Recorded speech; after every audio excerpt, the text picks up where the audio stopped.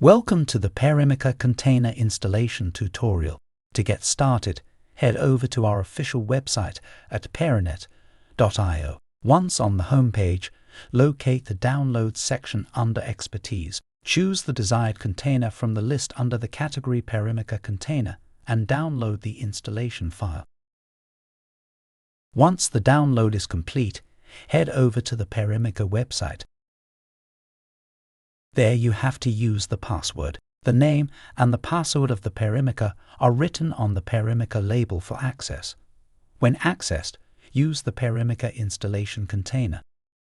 Select there the downloaded container installation file.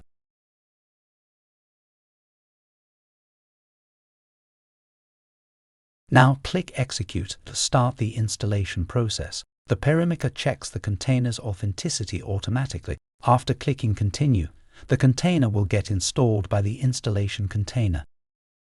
During the installation process, you have to name the container.